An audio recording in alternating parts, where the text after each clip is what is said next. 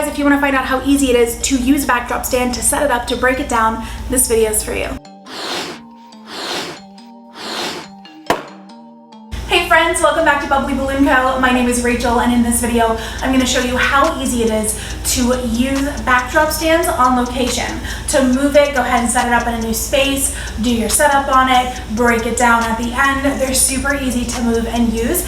I was a little bit scared when I started. I didn't buy one for a while because I was nervous about how difficult it would be, how heavy it would be, stuff like that. And I found that it's really easy and it's enhanced a lot of my designs. They're particularly useful for like balloon walls, when you're doing a cloth backdrop, a vinyl backdrop, something like that. If you're doing some really over-the-top garland that you need a frame for, something like that. It's been really useful for me and it's enhanced a lot of my designs. So I thought I'd share with you guys my experience with it, how easy it is to use and move around, stuff like that. And hopefully inspire some other people out there to try it if they've been nervous, or make it easier for you if you've already got one.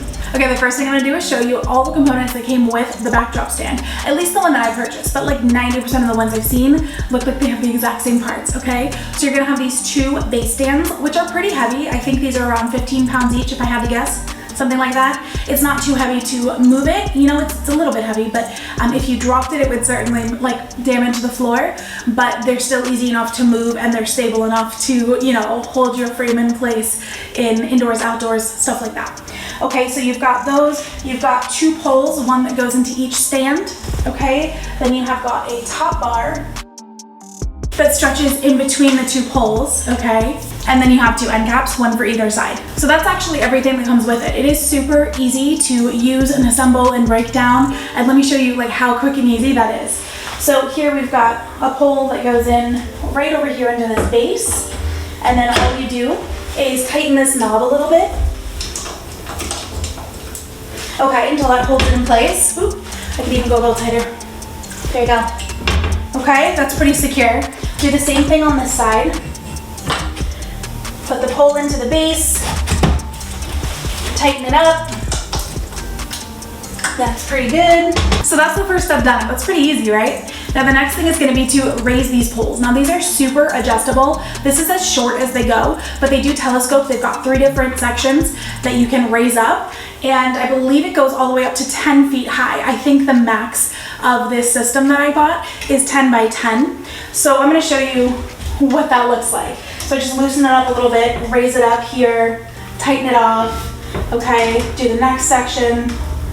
It's up to you, I don't think it matters so much if you're not using the full height, how you do it. One thing I did notice though is if I go all the way up on this, the middle section here, it makes it a little bit trickier for me to reach this. I was having to really try to get up there. So I just do a little from here and then a little from here, and I like being able to access this one kind of at that right shoulder height. That's just my tip for you guys. Take it or leave it. So I'm gonna go over here and do the same thing. Okay, something like that, something like that. Now because I plan to really hide these, I don't really care how even they are necessarily, that these are the exact same level, these are the exact same level. I just always aim to incorporate in my design a way to hide the poles and the bases anyway, whether it's with a backdrop or balloons. These bases especially being wider and larger than the rest of it, usually I make the balloons, go out at the bottom or put a separate little section down there, just so that, it looks seamless. I don't really like being able to see how the magic was created, Okay, so one last tip I have for you when you're doing this section and raising these bars is put the top bar on before these get too high. If I was raising all the way to ceiling height, I wouldn't be able to fit my top bar in once I got too high. So once I have kind of just reasonable height, now if you can see this bar, yeah, look at that. It's got this little notch on it, okay? And let me lower these so you can see what I'm doing.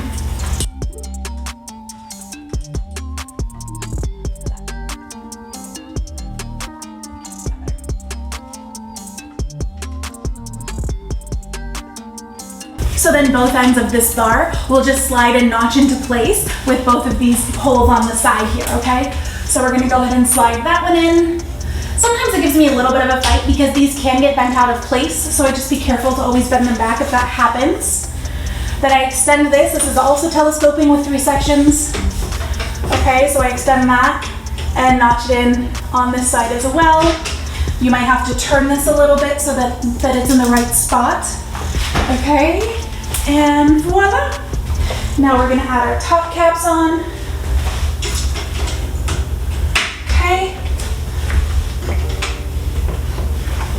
Now these top caps are mostly decorative. They're enough to hide the ugly metal like prongs underneath, but it's not like you could go and lift this whole frame by the top bar.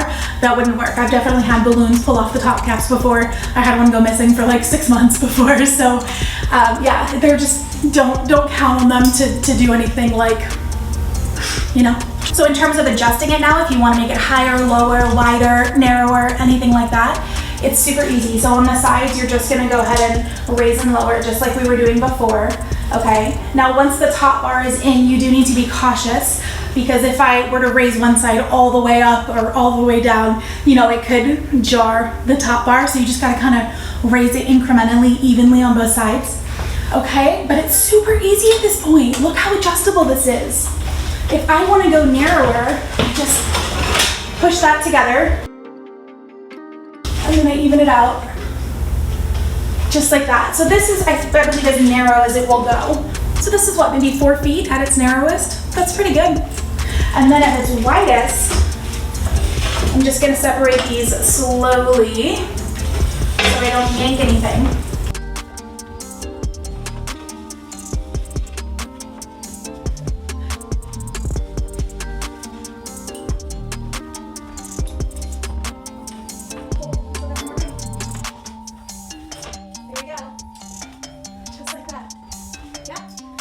And that's the widest they'll go. So I believe that's 10 feet.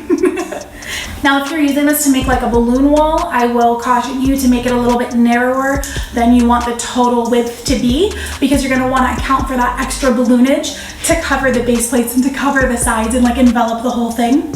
So if you're doing a common balloon wall size, let's say 8 by 8, you could probably go pretty much the full height of 8 feet or just slightly under, maybe 6 inches below, because you're gonna have a little bit of balloons at the top. But then on the width, I wouldn't go more than like 6 or maybe 7 feet wide, because you are gonna have those extra balloons on the side to really make up that extra width by covering the plates and everything else. And then be gentle when you're pushing it back together. Just don't go too fast, because sometimes you have to manually like push the telescoping top bar back together.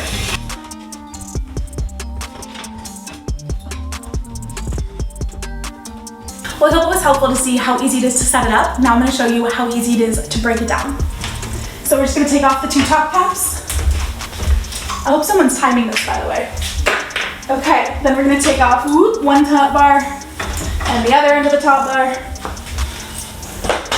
Okay, just like that. We're going to loosen this bad boy up down below. There we go. Drop these bad boys in here. Got 1, got 2. Don't forget to tighten them back up, otherwise in the car they might if you hit a curve or something. Okay, there's that. Do the same over here. Okay, drop 1. Come on. Drop 2. Don't pinch yourself like I did yesterday, not fun. And voila. What was that, 30 seconds to break this thing down? Not bad.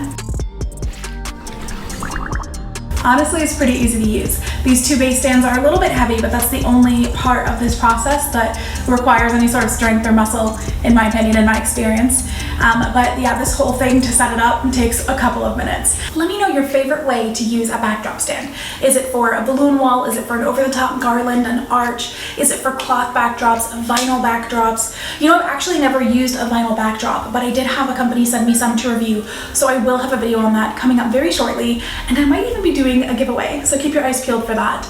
But in the meantime, I hope you got something out of this video. I do hope it was helpful. Thanks for watching. Again, let me know if you have any questions for me down below, and I'll see you in the next video. I had filmed this video yesterday outside and it was actually too bright and the footage was worthless, so I'm redoing it again today. I went to do it outside this morning and not sure if you can see, but it's pouring outside. So scratch that. They're about 15 pounds each. I have a zoo. I'm so sorry.